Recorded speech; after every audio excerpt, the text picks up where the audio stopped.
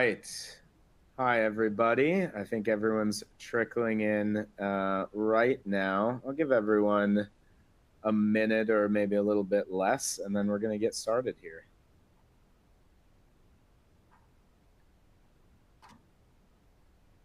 As a pre-reminder, we do have a Q&A, so throughout the presentation, please do submit your questions to the panel, and we will point out all the widgets and cool tools and resources that are available as well.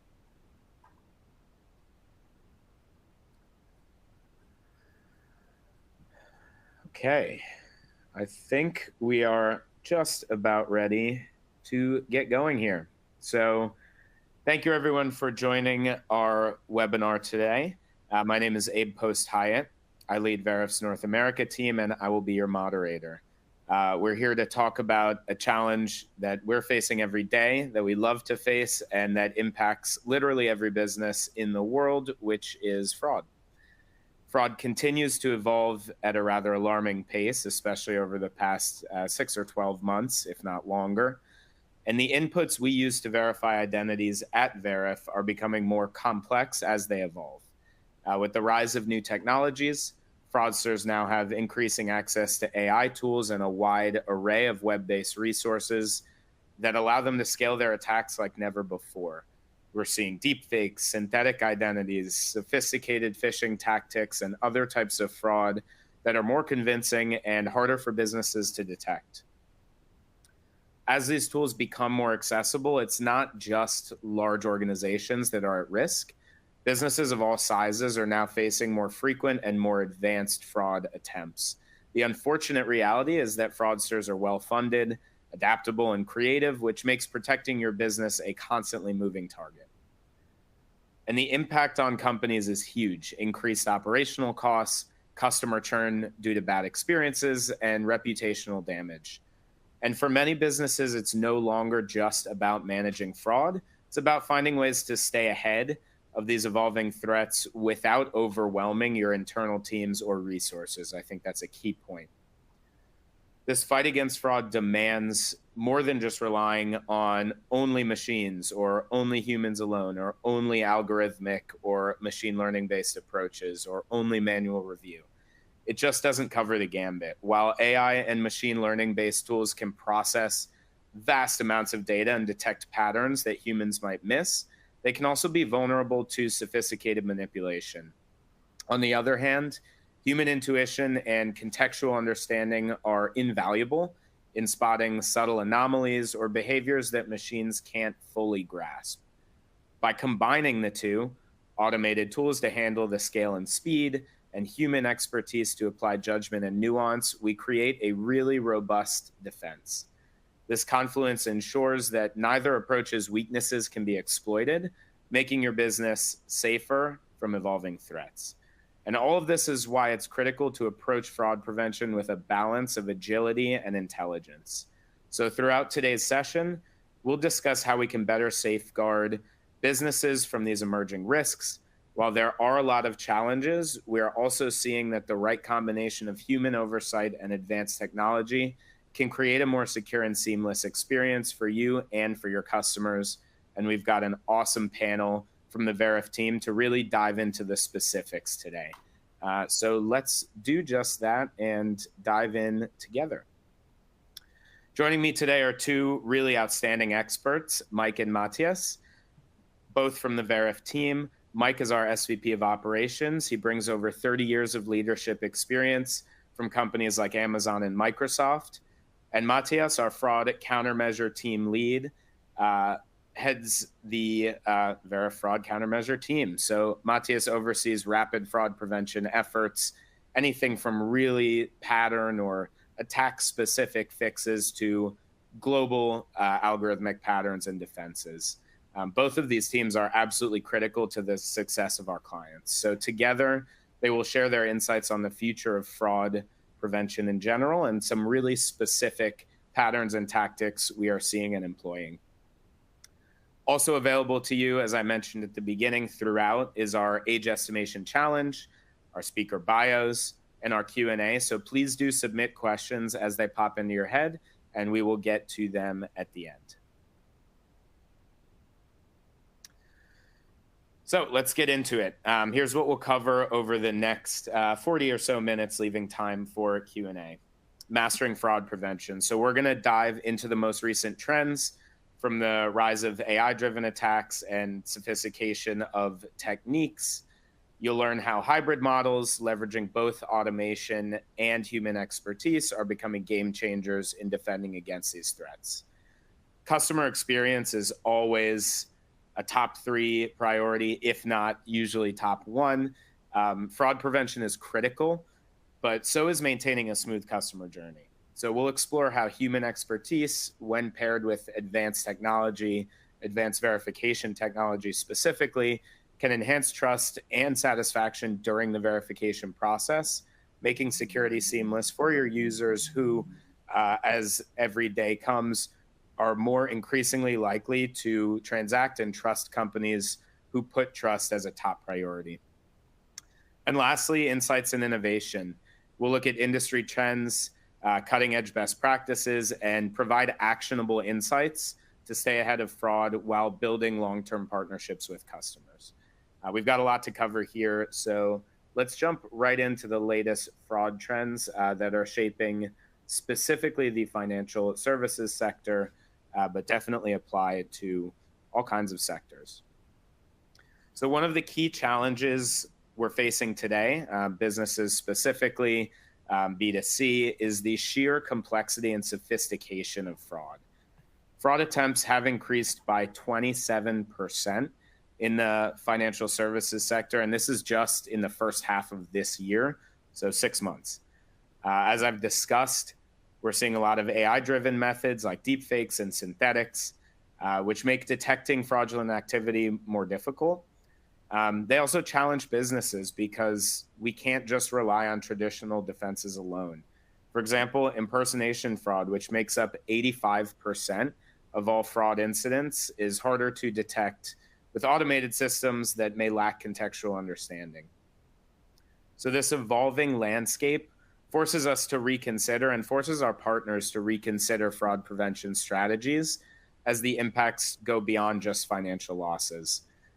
Reputational damage, customer churn, these are significant risks, especially when consumers increasingly prioritize trust and safety.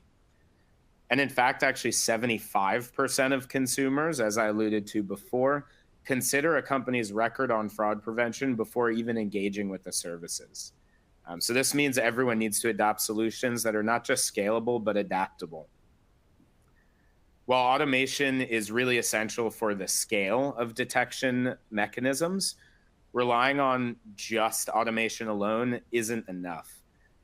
Fraudsters are continually adapting, and pairing automation with human oversight becomes critical.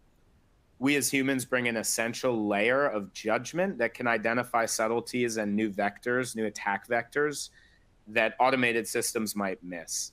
So the challenge for businesses is creating this balance effectively.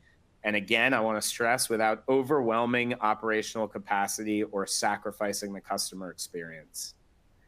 Ultimately, the growing complexity of fraud requires businesses to invest in more layered and adaptive defense mechanisms, which is why we are here today.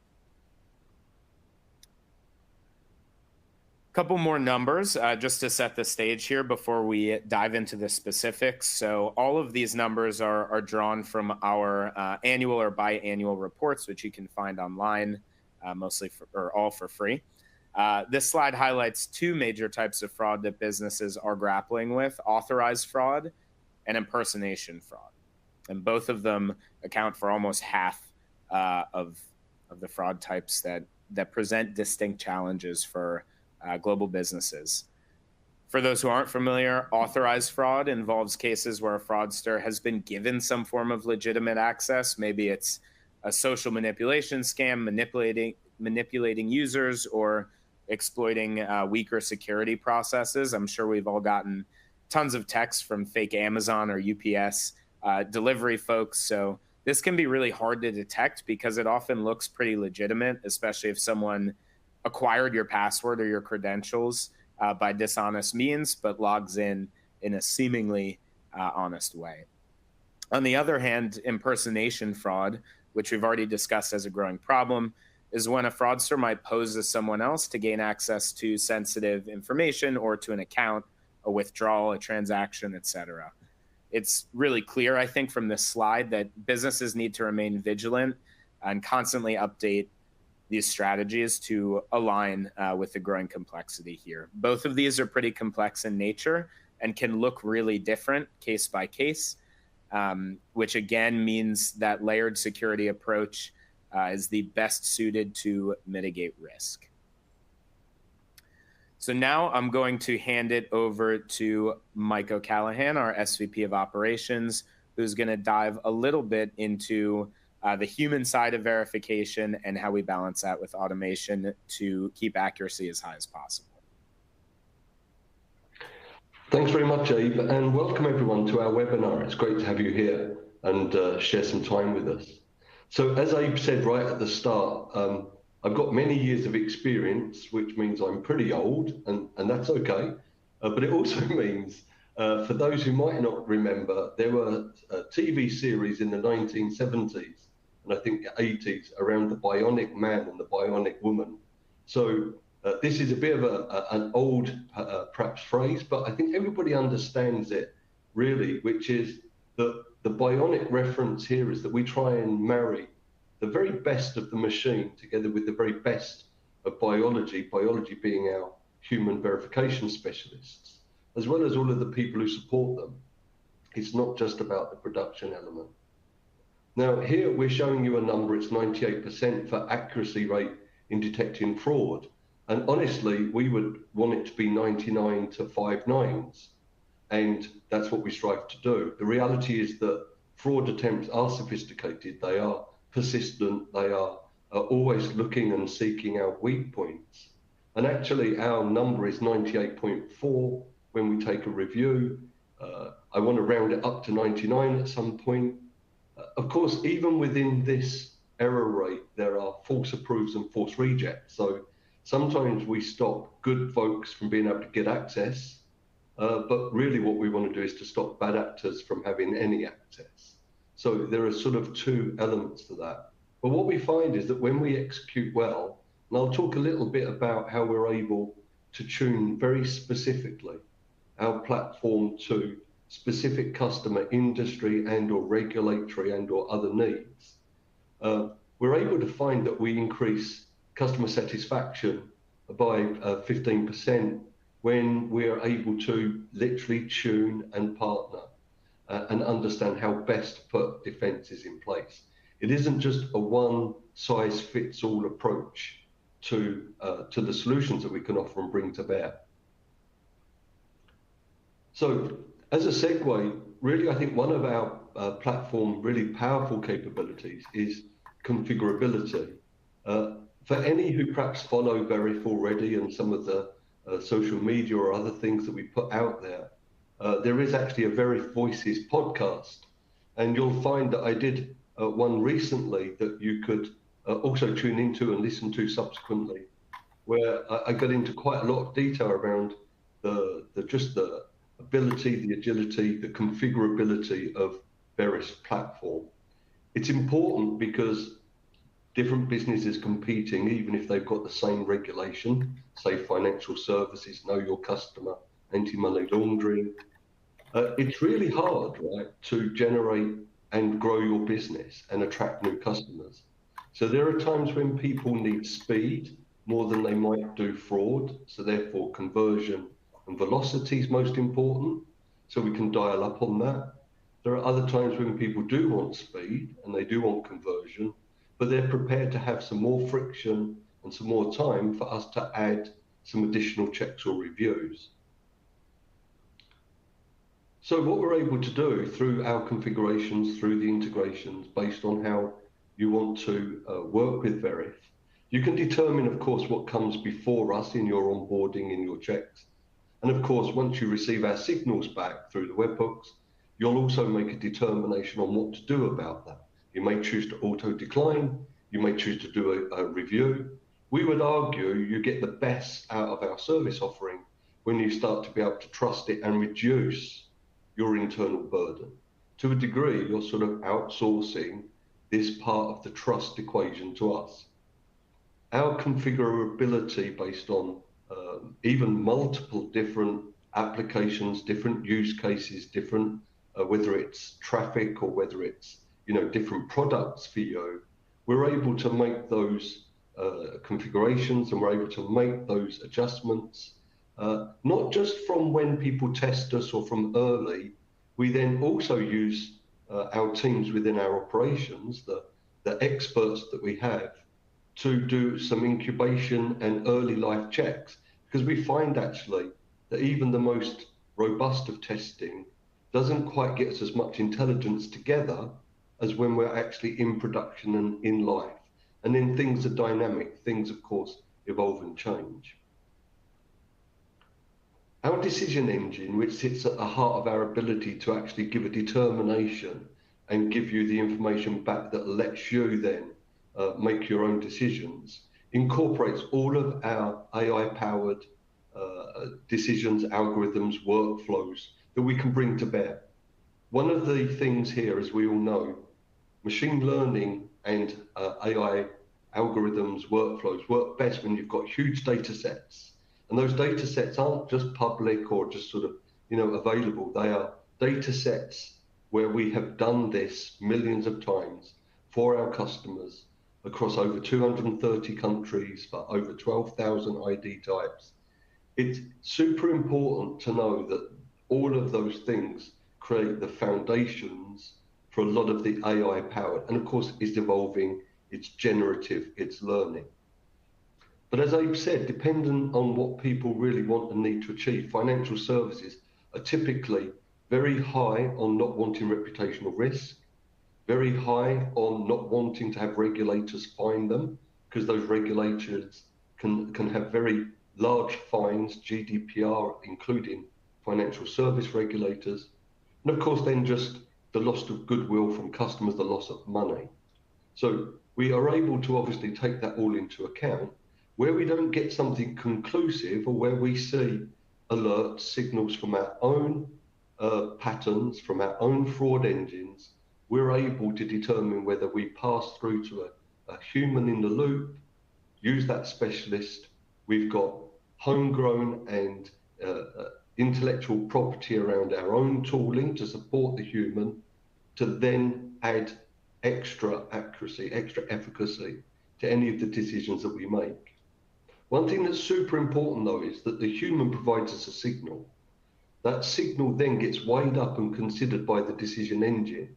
That allows us to at least remove any of the sort of normal, natural human subconscious biases or any other elements. So it allows us to have a double check or counter check to one of those signals from the humans and smooth those things out, get the right results more often.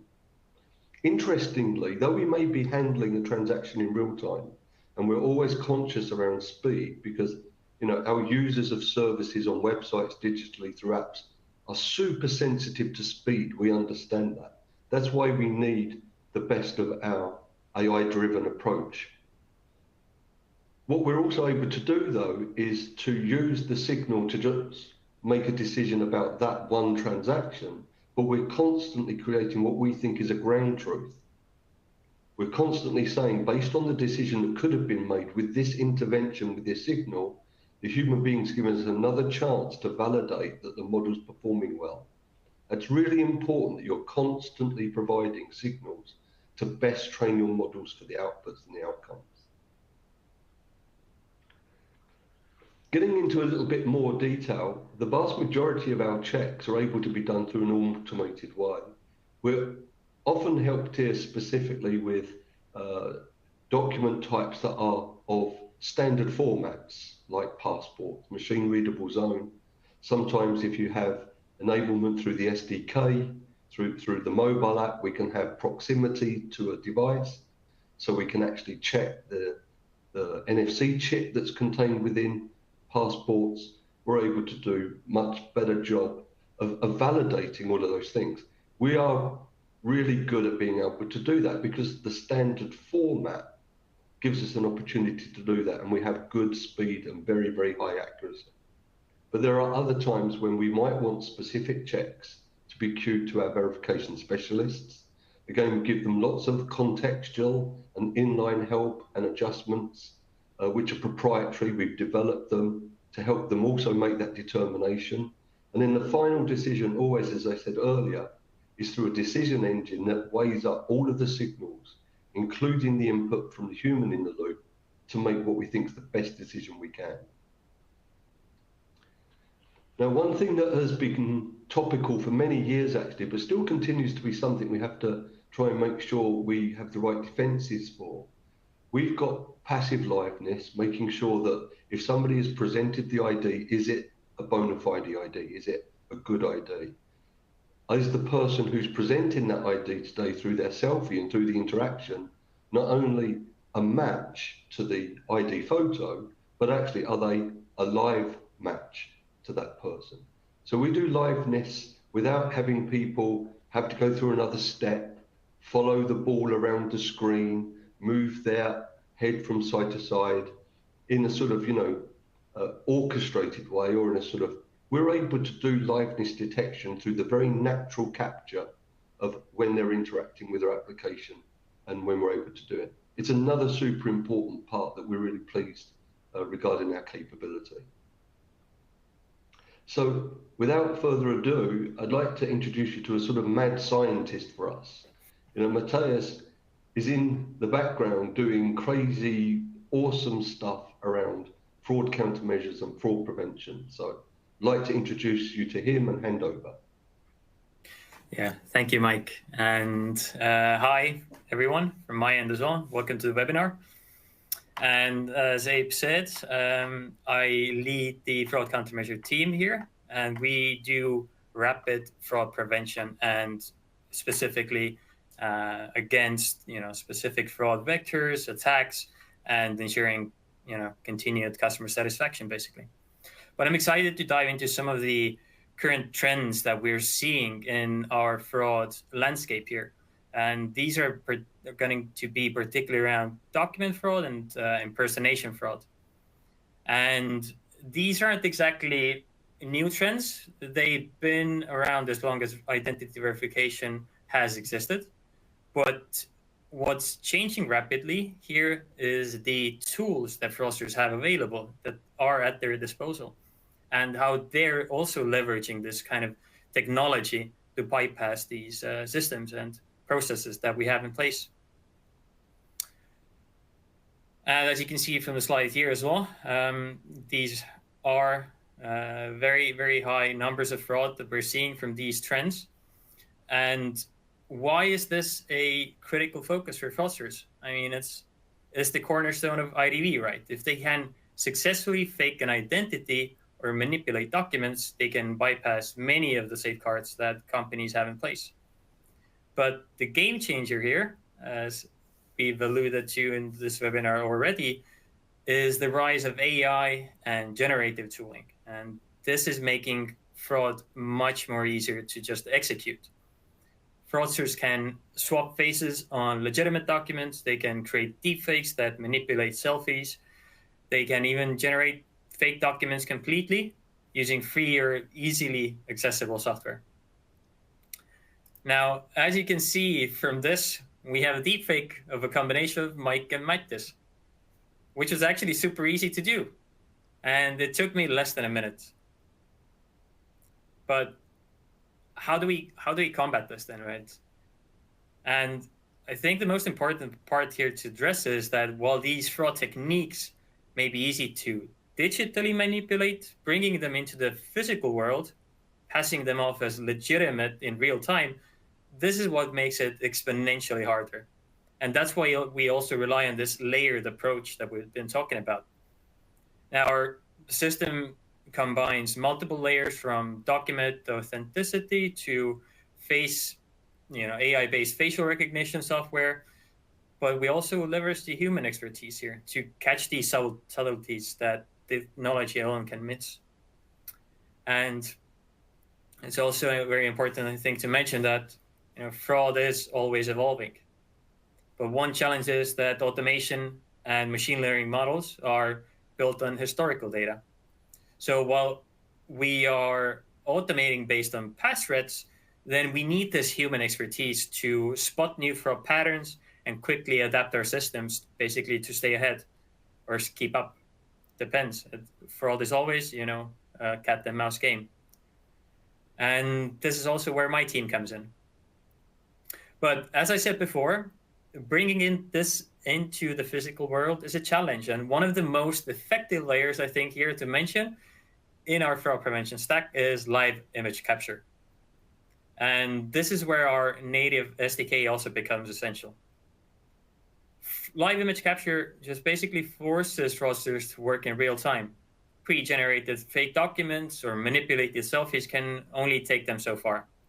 So our system is detected or designed to detect these signs of tampering, check for liveness, and flag other anomalies basically that might indicate this type of fraud. And this just adds an extra layer of trust, basically, ensuring that every person verifying their identity is who they say they are, and not just a deep fake or a manipulated document. But having this live image capture, I think, is just a crucial part of this layered approach. In fact, as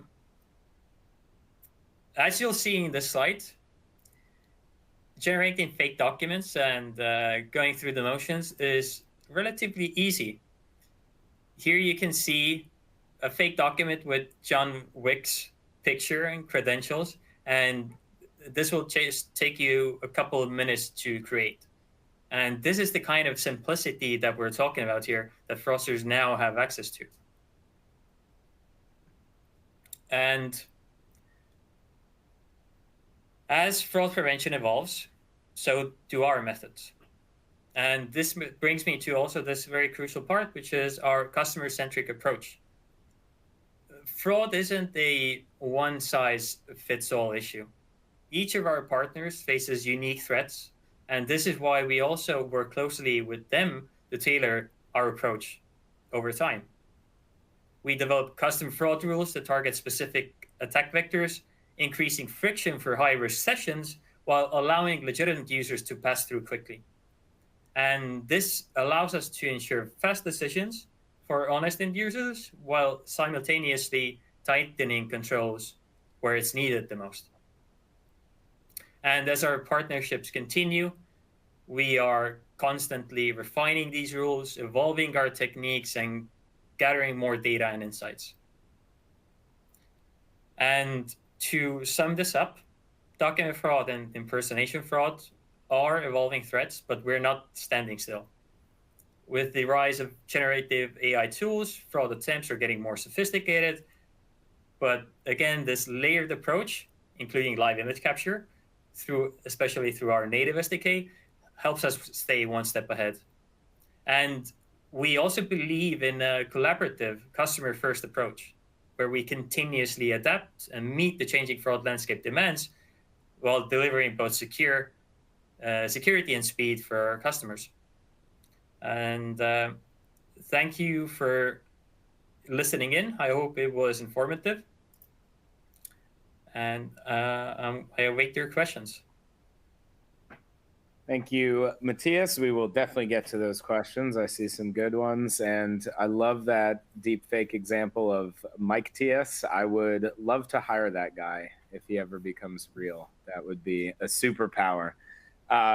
So we're going to go into a couple of minutes on specifically what Veriff does in our industry and why businesses choose Veriff. And then we're going to get some great questions here. So why do we have thousands and thousands of companies choosing Veriff? Because in this landscape that we've discussed today, combining cutting edge automation and human intuition to stay one step ahead is critical. And we're one of, if not the only provider out there to build all of this in-house and from scratch. So we've discussed a lot about how fraud is becoming more complex.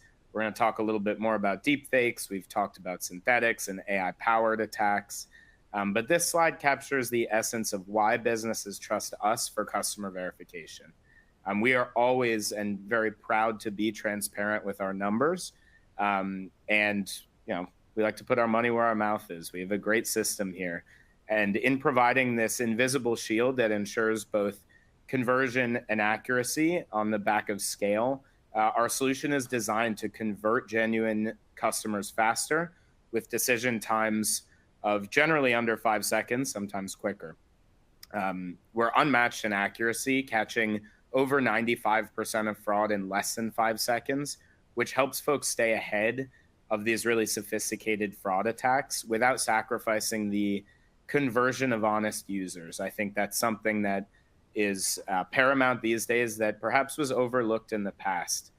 Converting honest users is equally as important as deflecting fraudsters, as erroneously declining someone can be very harmful and expensive to a business. And lastly, we're built for global scale, supporting every country in the world, many territories on top of that, and almost 12,000 documents, but even more important, or as important as documents, things like network and device, and all these incredible models that go into detecting really complex deepfakes and identity fraud attempts. So as we wrap up here and get to your questions, this slide showcases the global trust that a lot of our awesome partners and major brands have placed in Veriff as their line of defense against fraud. And as you can see, we're spanning from industries like financial services to crypto, mobility, gaming, and beyond, where the stakes for security are incredibly high. So let's move over to some questions here, and thank you for submitting them. The first one I want to direct toward Matthias, which is specific to deepfakes. KYC is critical. That includes both the document and the selfie, as well as maybe some other data sources as well. And it sounds like deepfakes can be a problem. So what tools and techniques detect deepfakes in real time, or are they limited to static images? Yeah, and thanks for the question. And I think this goes back to what I covered as well, is this, live image capture is the best place to start, but data is king, especially in fraud prevention. And I cannot go to the exact secret recipe that we're using, but I think it's just a combination of different data points that you can use. And either it be from device specific, that network specific, or how these images are taken, or some pattern specific ones that are available. And it's just a very kind of broad spectrum of fraud, and it ranges in sophistication, right? And it can be a challenge, definitely. But I would promote here our SDK. Honestly, it's going to be the best suited to catch these deepfake attempts. Awesome. Thank you, Matthias. Mike, I've got a question for you here, and Matthias, feel free to chime in as well. I think your knowledge is intertwined in many places. But Mike, as companies scale globally, right? We often see start in the US and maybe go to Germany, UK, France, but most companies in the age of the internet are global. As companies scale globally, how critical do you think it is to tailor fraud prevention strategies to specific markets or regions? And what are some key factors to consider if you are going to create more localized identity verification solutions, or would you push back? Hey, thanks, Abe. I mean, it's a great question, because actually therein lies the fact that what we try and do sounds relatively simple to explain. We've got somebody trying to get access to a service.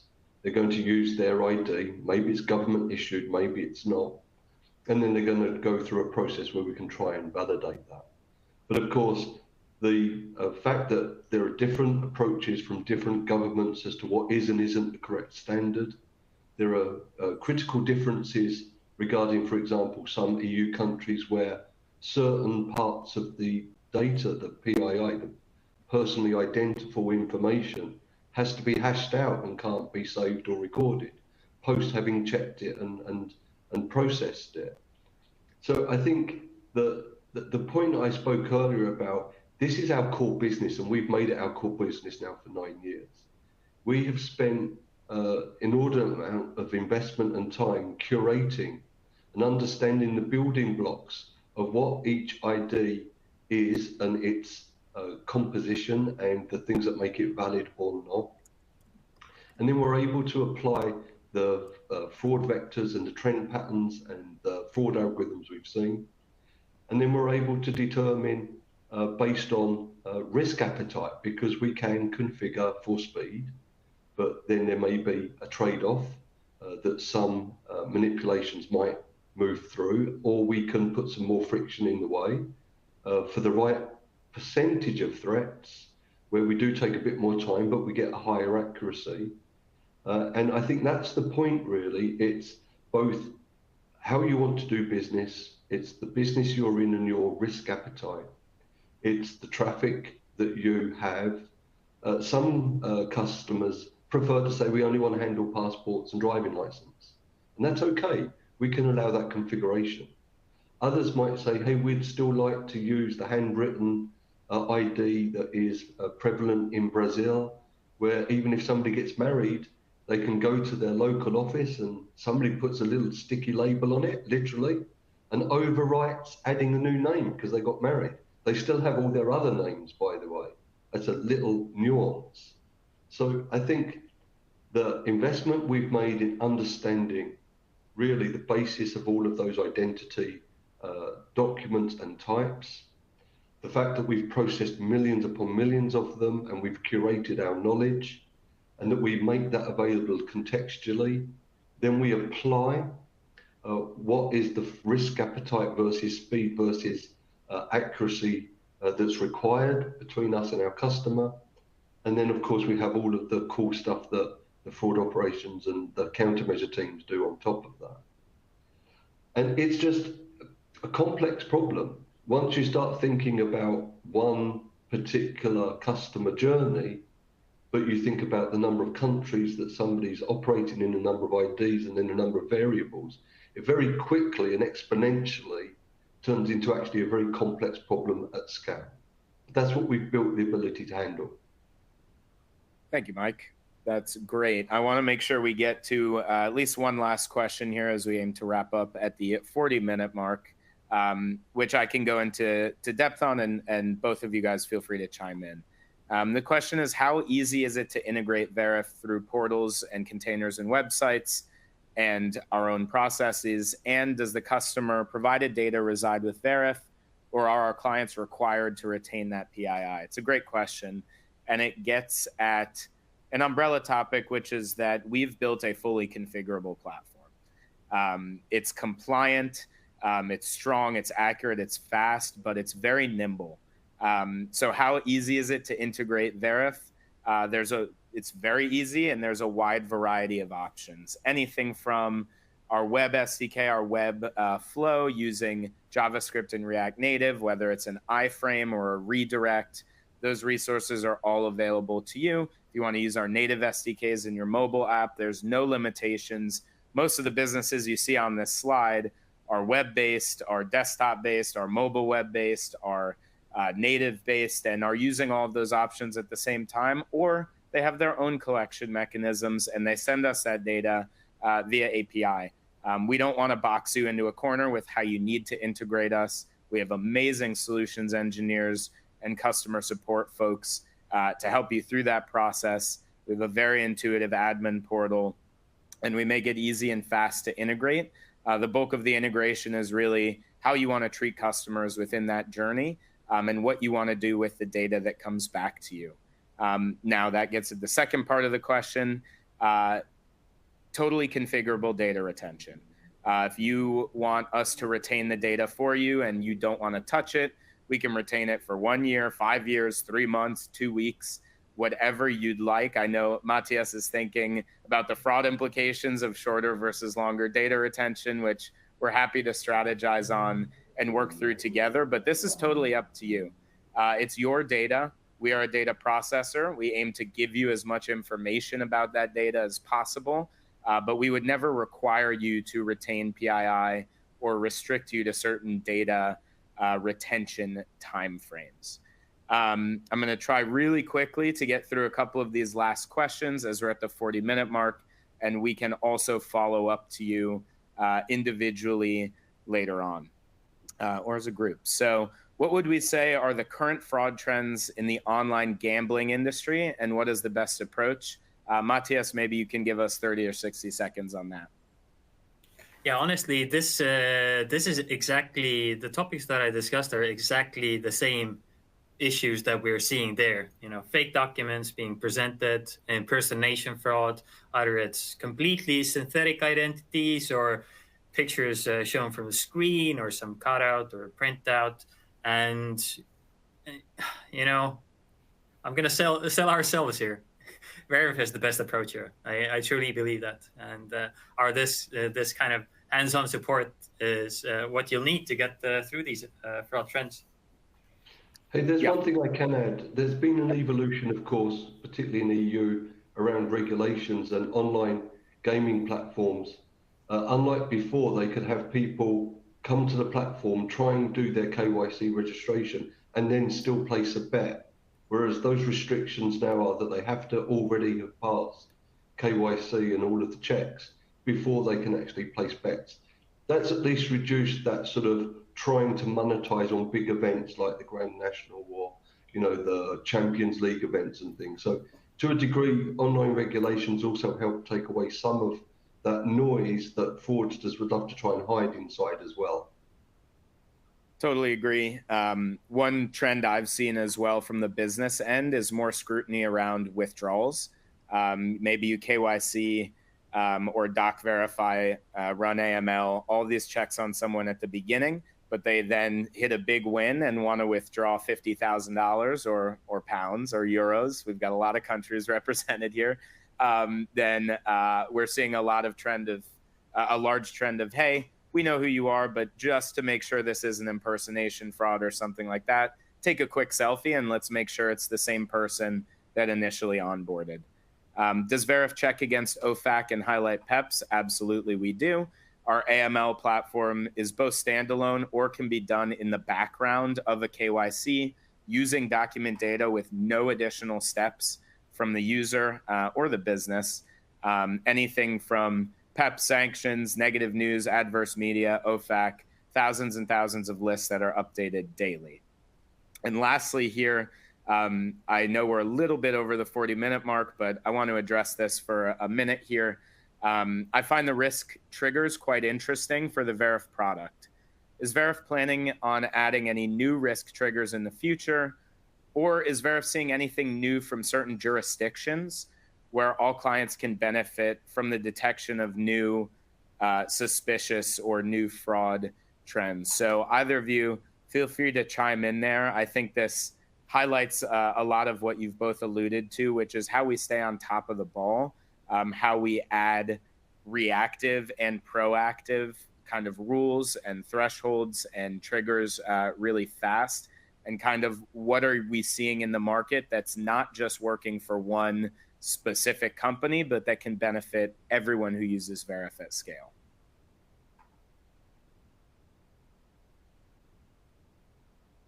Yeah, hey, Matthias, maybe you'll jump in as well. Yep. But I mean, obviously, some of the things that we've built are sort of inside the black box.